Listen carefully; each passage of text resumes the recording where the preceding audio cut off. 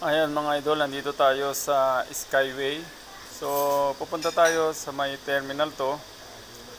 Andito na tayo sa may bandang Makati. And then, makikita na natin yung papuntang NIAX. Kakanan na tayo dyan, mga pumupunta ng Terminal 3, Terminal 2, and 1. So, kung pupunta ka rin ng MUA, dito rin ang way mo sa NIAX na to. So, ayan, pag nakita nyo na yung Skyway sa taas na yun, yung galing south, ayan na yung palatandaan para kumanan kayo dyan sa may NIAX. Ayun, yung galing na yon, yung galing sa kanan na yon, yung galing sa Magallanes. Kung galing ka ng EDSA, diyan ka akyat, diyan din naman ang tumbok mo. So yung kaliwa na yon, yun yung papuntang south. Papuntang Bikutan, Sukat, Alabang, Cavite, or Laguna. Ayan, kumanan na tayo mga idol. So, ito mahaba-haba to kasi upload natin sa YouTube. Ayan, yung magmamerge na yan, yung galing south and then galing north. Kung pupunta kayo ng Terminal 3, pumesto kayo sa kanan na yan. Doon sa kanan na yon, yung sa may pinakakanan, yun yung pababa sa Terminal 3. Ito naman pesto ko na to, yung papunta ng Terminal 1 and 2. Sa Tulins na yan, pwede kang dumaan dyan pa diretso.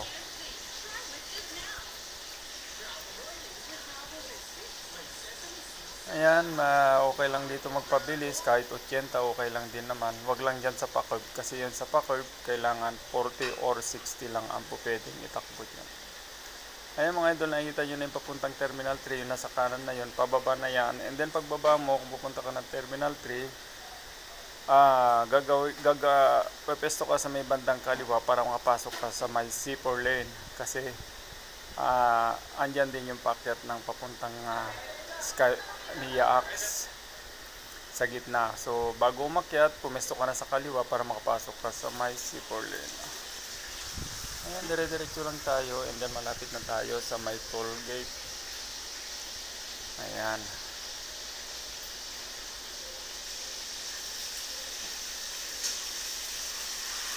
Ayan, nasa toll na tayo. And then, magkakas tayo, kaya nandito tayo sa may bandang kaliwa, pangalawa sa gilid. And then, pass through yan. And then, ito na yung bot ng kas. So, kung pagpasok mo dito, galing ka ng south or north, 45 pesos lang ang bayad dito.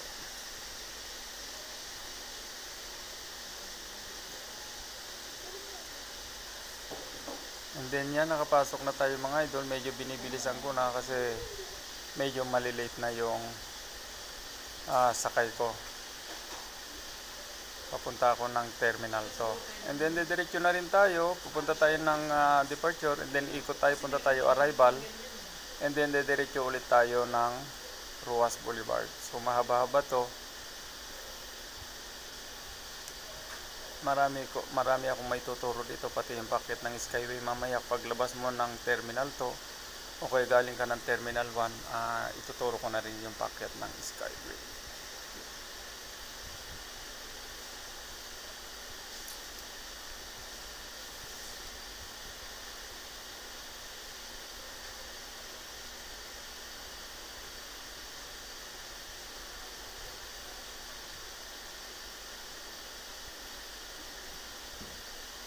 Kung makikita nyo mga idol, tumatakbo na ako ng 80 yan.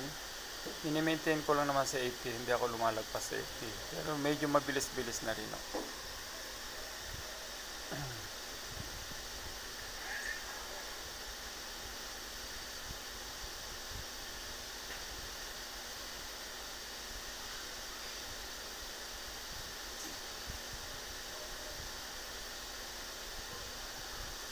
And then pag nalagpasan na natin yung papasok ng Skyway na isa na yon, ay pumesto na tayo sa kanan para hindi natin malagpasan yung papasok ng Terminal 2 and 3, Terminal 2 and 1. Kasi yung nasa kaliwa na yan, pag dire-diretso mo yan, yan yung papuntang Cavite, Coastal Road, MUA, Okada, and Diosdado, Macapagal.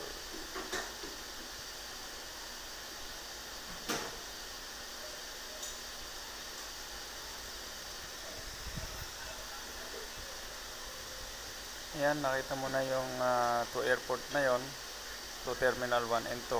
Pumesto ka na sa kanan. And then susunod yan, yan na yung pa-exit sa kanan. Yan yung mga pumupunta sa Sukat Road, pwede rin dito dumaan pag nag-skyway ka. Dito rin ang baba mo sa may gilid ng papasok ng Terminal 1. Meron na pahiwalay doon.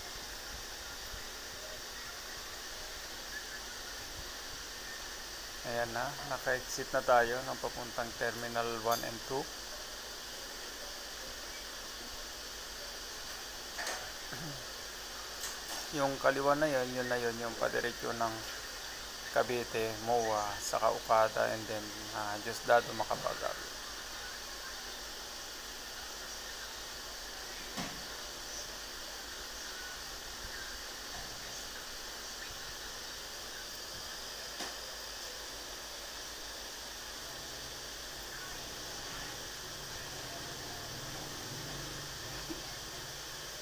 Mga idol, mga hindi pa nakasubscribe sa ating YouTube channel, subscribe na kayo dito. At yung mga mahabang video, dito ko na-upload at marami kayong mapapanood na matututunan. Mga hindi nyo pa alam na madadaanan ay pwede nyo na mapanood dito sa may YouTube channel ko.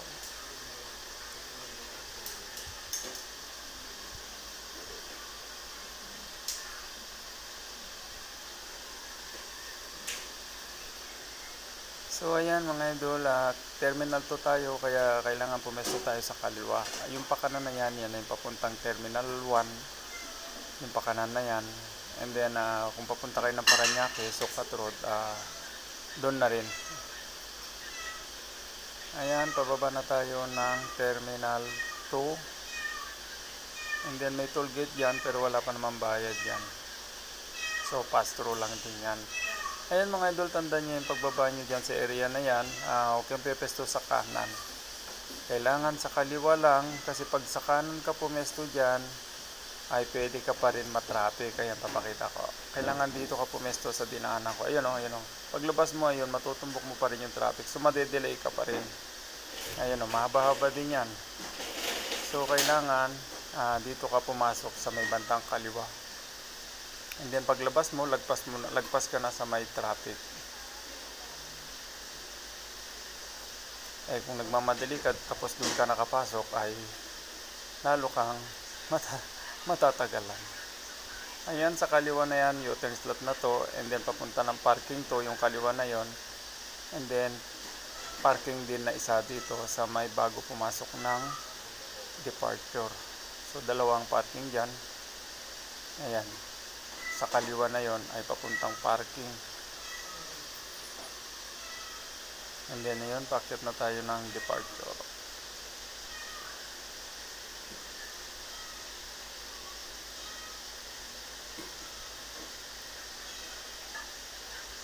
Ayan, nasa departure na tayo mga idol. Ang una dyan ay AirAsia.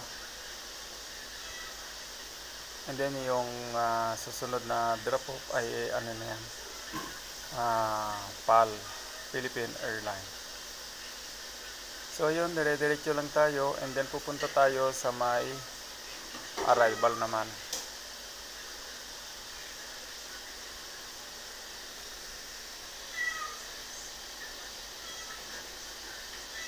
Ayan, pagbaba natin dito, hindi katulad dati napakalayo ang U-turn slot. Ngayon, pagbaba natin dito, nandyan na lang yung U-turn. So, napakabilis na mag-U-turn kung galing ka ng departure or arrival at kung babalik ka.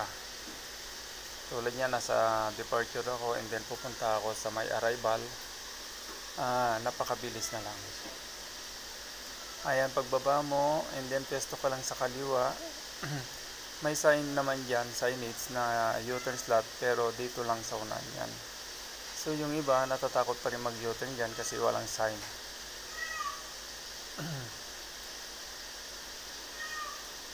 Ayan o, ayun. Ayun, U-turn slot. Malayo. So pagdating dito, walang sign na U-turn slot, kaya yung iba hindi pa rin nag-U-turn. Dumidiretso dun sa bago mag-stop light. Ayan mga idol, pwede na mag-U-turn dyan sa area na yan. Pero pag U-turn mo dyan ay kailangan magdahan-dahan ka dahil mabibilis yung mga parating, lalo yung mga naghahabol ng flight. So ayan, nag-U-turn tayo, doon naman tayo pupunta sa may arrival. Ayan, pag arrival, yan ikot and then sa kanan tayo pwesto. Kung pupunta ka ng Terminal 1, ayan, pwede na rin dyan dumaan. Huwag ka nang lumabas sa may traffic light. So dyan lang, kakanan ka dyan sa lugar na yan.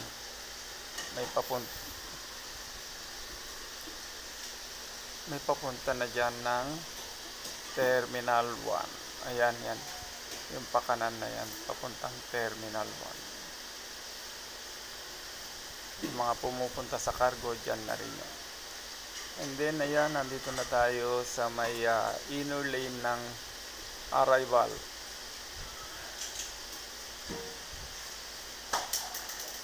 And then, pag nakuha mo na yung pasero mo dyan, passenger mo, lalabas ka na ulit. And then, dito ka na sa labas na to. Outer lane naman. Ayan, napakaluwag. So, ganyan ang terminal to ngayon, mga idol, napakaluwag. Pag lumabas ka sa may arrival. And then, ito, palabas na tayo. Dediretso naman tayo sa may Rojas Boulevard.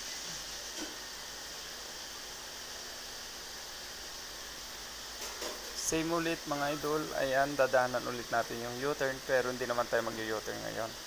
Dediretso tayo. So napakaganda na ditong mga idol sa may Terminal 2, napakaluwag na yung paligid at saka kalsada. So wala nang traffic yung tong area na to.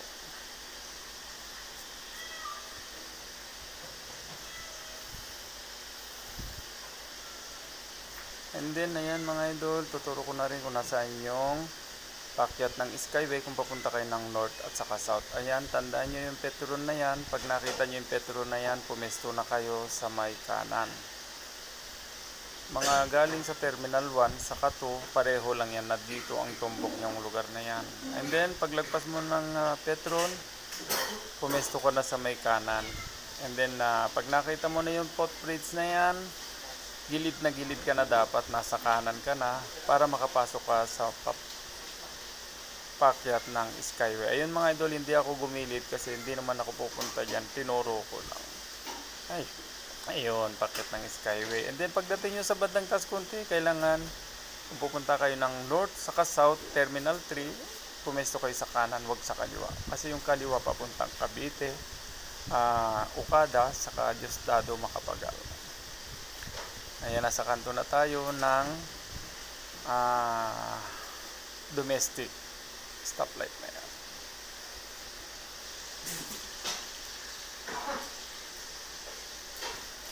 Ayan, nasa ilalim na tayo ng Skyway. Itong stoplight na to, yan yung Quirino. So pag kumaliwa ka papuntang Las Piñas, pag kanan ka naman dyan papuntang Baclaran. Tumbok mo ng Airport Road. And then ito, kumanan na tayo mga idol, Rojas Boulevard na yan. Yung mga nagtatanong kung saan ang Rojas Boulevard, ito na kung paano ka lumabas galing na Terminal 2, Terminal 1. Yan mga idol, subscribe nyo na, Boy Calles.